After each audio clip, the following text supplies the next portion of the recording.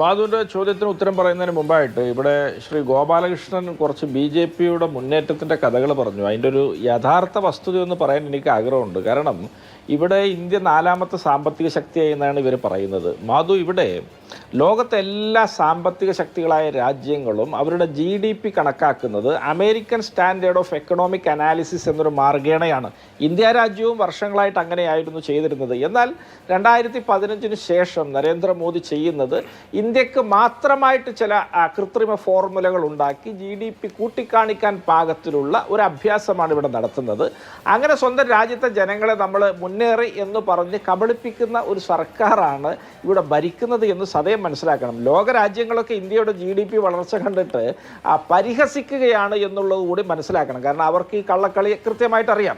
ഇനി GDP കൂടുമ്പോൾ പണപ്പെരുപ്പം കുറയണം, അതുപോലെ തന്നെ പട്ടിണി കുറയണം, അതുപോലെ തന്നെ സാമ്പത്തിക അസമത്വം ഇല്ലാതാകണം, അതുപോലെ തന്നെ ഇവിടുത്തെ ദാരിദ്ര്യത്തിൻ്റെ തോത് കുറയണം, പ്രതിശീർഷ വരുമാനം കൂടണം. ഇതൊന്നും ഈ രാജ്യത്ത് നടക്കുന്നില്ല. അപ്പോൾ ഇതൊരു ഏട്ടിലെ പശുവായിട്ട് ഇതിങ്ങനെ നിൽക്കുകയാണ് GDP എന്നുള്ളത് അറിയണം. രണ്ടാമതായിട്ട് ഇവിടെ ദാരിദ്ര്യം കുറയുന്നു എന്നാണ് പറയുന്നത്. ദാരിദ്ര്യം എല്ലാ കാലവും അളന്നിരുന്നത് 10 ഇൻഡെക്സുകൾ, സൂചികകൾ വെച്ചിട്ടാണ്. ഇപ്പോൾ BJP എന്ത് ചെയ്യുന്നു? അതിൻ്റെ കൂടെ കഴിഞ്ഞ 30 കൊല്ലമായിട്ട് ഇന്ത്യ മുന്നേറ്റം കൈവരിച്ച മാതൃ ആരോഗ്യവും അതുപോലെ തന്നെ ബാങ്ക് അക്കൗണ്ടും അതിൻ്റെ കൂടെ ചേർക്കുന്നു. അപ്പോൾ ദാരിദ്ര്യം കുറച്ച് കുറഞ്ഞതായിട്ടൊരു കണക്ക് കാണിക്കാൻ സാധിക്കും.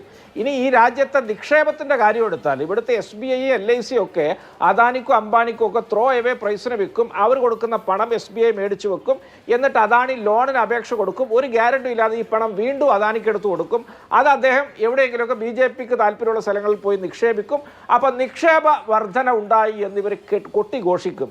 ഇവിടെ CAG റിപ്പോർട്ട് കൊടുത്തു മരാമത്ത് പണികളിലൊക്കെ വലിയ അഴിമതിയാണെന്ന്. അപ്പോൾ കേന്ദ്ര ഗവൺമെൻറ് തീരുമാനിച്ചു ഇനി ലോക്സഭാ തെരഞ്ഞെടുപ്പ് കഴിയുന്നവരെ CAGയുടെ ഒരു റിപ്പോർട്ടും പുറം ലോകം കാണിക്കണ്ട എന്ന്. അപ്പോൾ ഇത്തരത്തിലൊക്കെയാണ് ഈ രാജ്യം മുന്നേറുന്നത്. നമ്മളൊക്കെ ഇവിടെ വിഡ്ഢികളാവുകയാണ്. ആ ഒറ്റ ആശയം മതി BJP എതിർക്കാൻ ചിന്തിക്കുന്ന മുഴുവൻ മനുഷ്യർക്കും ഒരുമിച്ച് നിൽക്കാൻ എന്നുള്ളത് സൂചിപ്പിക്കുന്നു.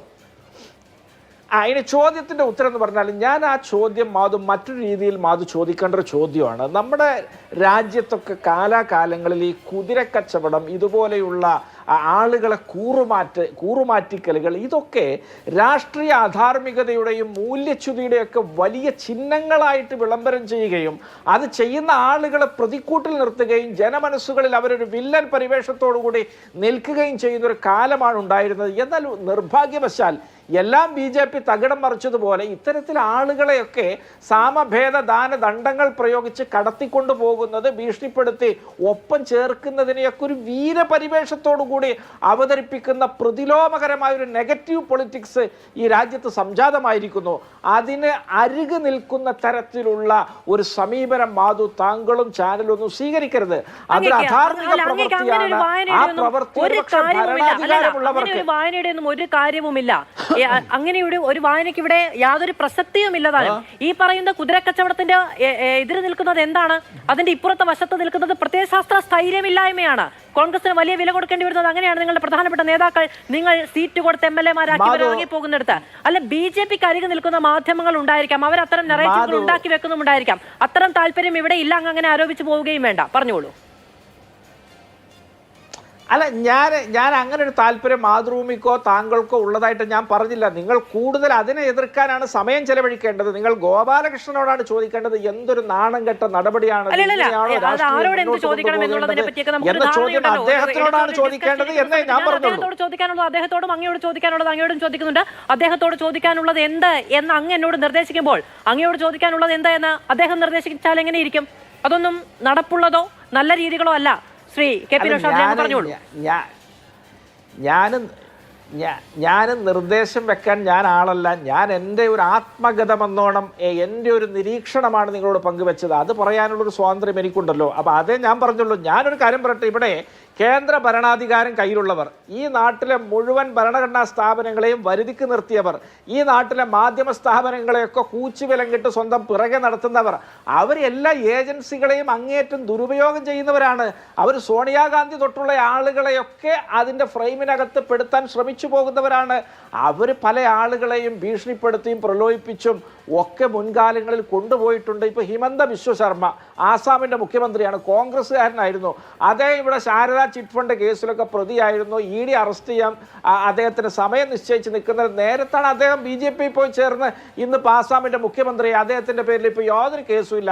അദ്ദേഹം വളരെ സ്വസ്ഥതയോട് കൂടിയിട്ട് ആ വലിയ വർഗീയ ധ്രുവീകരണ രാഷ്ട്രീയമൊക്കെ വിളമ്പി മുന്നോട്ട് പോവുകയാണ്.